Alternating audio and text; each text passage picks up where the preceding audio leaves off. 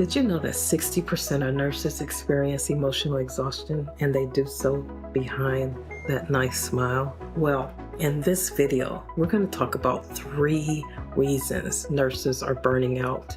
And I'm going to also share how healing can begin because of my heart framework. By the end of this video, I'm going to guarantee you a few things. You're going to know how to recognize the signs of burnout in you. And you're going to start to reclaim your peace, reclaim your purpose, reclaim your power, because you matter and your well-being matters. So let's talk about it. We're going to take our time today because I'm starting this series of nurse burnout and I want to really get into the crevices of what's going on. So burnout starts in the soul. I truly believe that. Burnout isn't just about being tired, it's soul fatigue. And I say soul fatigue because the soul is invisible, but you can feel its impact and you can see its manifestation if you're experiencing that in your life and in other people. As a nurse, or simply caring as a human being, it's so easy to keep on giving because our heart is wired to help, especially all of us that are called into the profession. We want others to feel better. We want to be there for everyone. There's just this innate feeling and need to be able to care. But in that process of caring, and sometimes over caring, we lose ourselves. The constant grinding, the constant performing, achieving, swimming upstream to care for patients, families, and everyone. We leave work wounded and defeated. Not satisfied. And when that feeling repeats day after day, it leads to burnout and the erosion of your soul. Burnout is emotional, physical, and mental exhaustion caused by prolonged stress. Stressors like high patient acuity, understaffing, moral distress.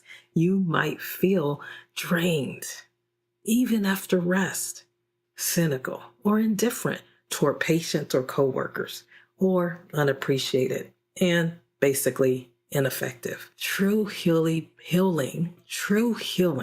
begins by acknowledging that there's something wrong, that there's pain there. Something's not right.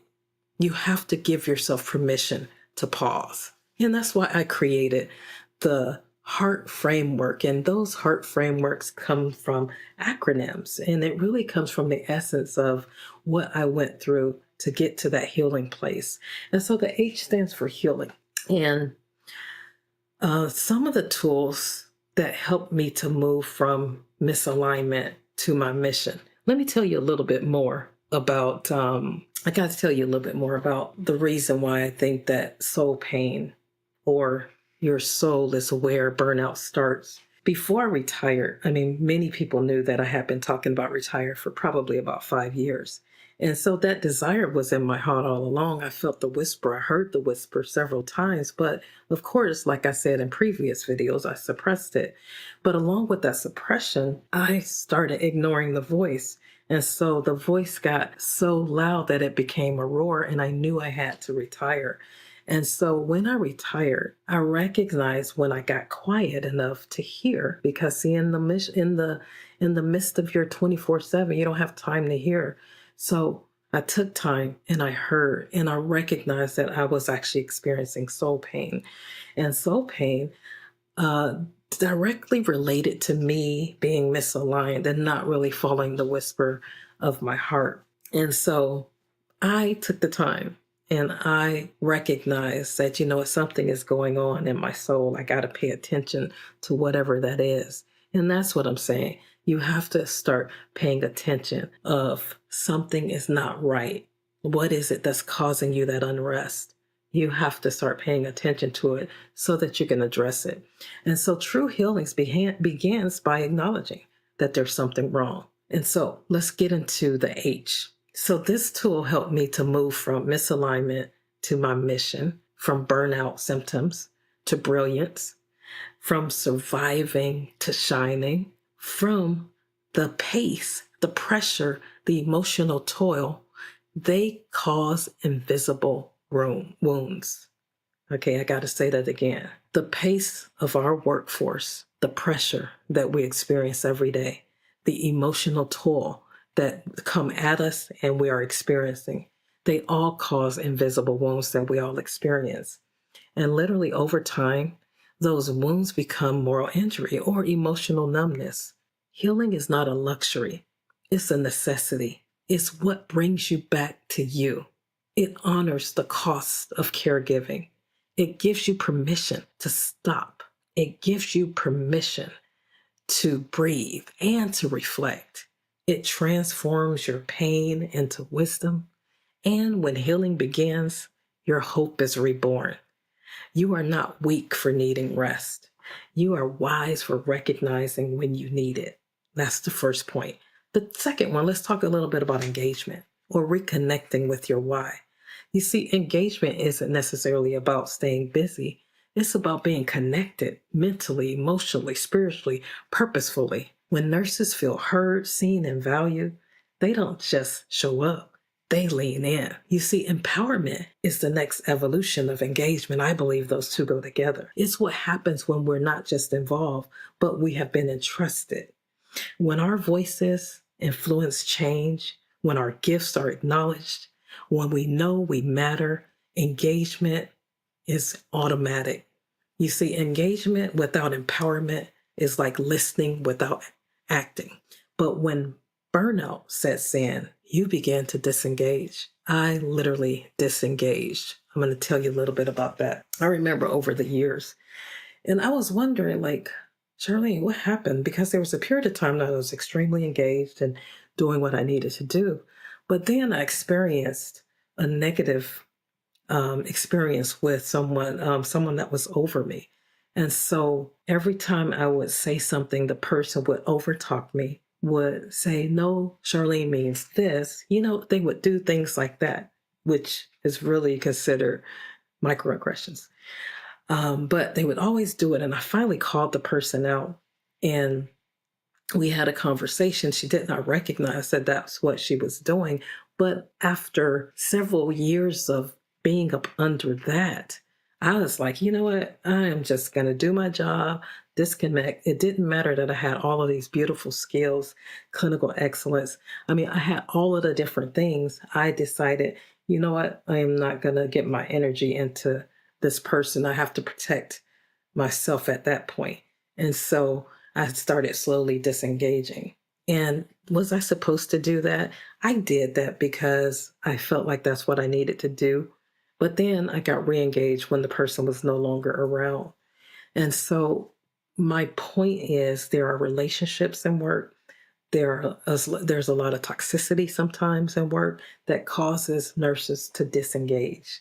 They just want to come, do their 8, do their 16, do their 12, whatever it is. I mean, if you're coming to work and you feel like you are being bullied, you are not being listened to, you are being dumped on, you are not going to engage like you need to. You're going to disconnect.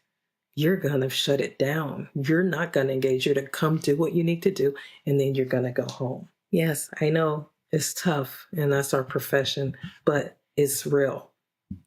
Now, I want to show you this one tool that I created, and it's called the Why Whisper. So it's a 2-minute morning practice that reconnects you with your purpose. And this is the simple thing about it. All you have to do is ask yourself, why did I start? And take some time and answer that if you're not so busy. I really encourage you to pause and start asking yourself the questions to help out. And then the second question, what still matters to me today? So why did I start? And what still matters to me today? See, it's a soft whisper that speaks life back into your day. Now, let's get into the third point that I'm going to cover, and that's resilience, building that inner strength on your purpose. You see, resilience isn't just bouncing back. It's staying grounded, whole, and self-aware in the middle of the challenges. It's in healthcare, it's traumatic, and trauma is constant. Urgency never stops. The emotional labor is real, and yet we're told to keep going. No pause, no processing, no presence. But here's the truth. Resilience is not hustle. Resilience is healing in motion. It's a sacred commitment to protect the inner you. So the work you do doesn't destroy what's within it. Now, there's a myth buster that I want to crack into because we've glorified being strong, but strength without rest, without restoration, is just self-abandonment. Now, we are not going to do that. I got to just stay here and camp out. One of the most wonderful things that happened to me while I was going through the transitions and the burnout and the misalignment and all the things was learning about how to intelligently protect my energy. You see, heart math and caring science, that was kind of like my two trump cards that I used to help me to sustain myself, to keep a positive attitude, to be able to still love and to care for my team as I was leading, even though I was dealing with a lot of different things. And so they taught us a tool called heart-focused breathing. It's just simple breathing techniques that helps you to reset, to recenter yourself so that you can get back to where you need to be. And you can use heart-focused breathing and quick coherence right there in between taking care of patients, in between a conversation that you have to have that may not be a pleasant conversation. You can also have it when it's a very difficult interaction with the patient or with a family member. Because the key is here, you're trying to recenter yourself. You're the caregiver. So you're the one that's called to a higher standard, a higher ethic to make sure that you're providing compassionate, patient-centered, human-centered care. And so there's so many things that we experience as nurses that will rattle your cage. And so your thing is, okay, I have to, because that's one thing, I'm sure I told you guys about this already, but one thing I've decided to lead with, and that's I walk in undisturbed composure. You see, I had to start doing that because chaos came immediately as soon as I got there. So I had to put this force field of undisturbed composure. I anchored it in my heart with the breathing technique, and that's why I love the practices of heart math. I anchored it in so that whenever I went to work and then things start spinning and spiraling out of control, I was able to recenter myself, lock it back in with just taking a few wonderful deep breaths. And so let's practice just for a moment. Quick coherence. I'm going to walk you through that. Because you know what? This is just not about information. This is about you getting the tools that you need to be a better human being, to start the process of healing. One of the reasons that I also like heart math in this regard is because we know that mindfulness practices help us to be less judgmental, less short with other people. It really helps you to recenter yourself, to bring clarity. I mean, when I led, I had to use these tools so that I can deal with all of the challenges that were coming before me. And so if you're in a chair, I want you to just get comfortable in your chair. Some people close their eyes, some don't. When you're in the work environment, of course, you can't do that. But at home, when you're practicing, it's good to just shut out the world or just look down, gaze softly down. And then we're going to focus on the area of your heart. Imagine the breath is flowing in and out of your heart and chest area, breathing in a little deeper and a little slower, or whatever's comfortable.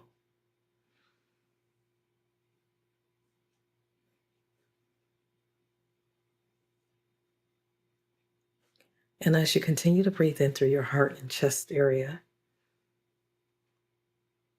I want you to experience a regenerative feeling. You know, it could be someone that you value, someone that you appreciate, like a pet, your husband, your wife, whatever that is. It may be nature that gives you that feeling of appreciation and love.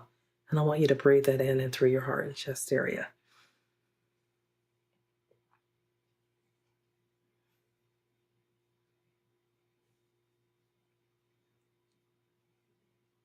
Knowing that any time, at any moment, that you can come back to this still point. Now, you can do that while you're washing your hands. You can do that between patients. You can do that between conversations. You can do that whenever you need to. Nobody knows that you're doing it. You're doing it because I like to say it like this. You love you enough to give yourself that pause, to recenter, to rebalance yourself so that you can make the right decisions in the next moment. And so that is your little practical tool for today. I also gave you the little why whisper. And so if you found this to be helpful, I'd love for you to start liking, subscribing, and commenting below with which part of the heart framework that you want to explore next. I will definitely be going over all of them, but I want to make sure that I hit all of them and see if you have any questions. So the first ones that we covered, let's just go back. So today you're going to be walking away with clarity that burnout is more than stress, it's deeper. Remember, it's from the soul. The simple why whisper ritual and quick coherence. I really walked you through that. And most importantly, permission to heal without shame. I hope that was valuable for you. But here we go. I want to thank you for watching. In the next video, we'll go even deeper into the emotional labor of nursing and how to protect your peace without guilt. Check it out here and remember, your healing begins when you decide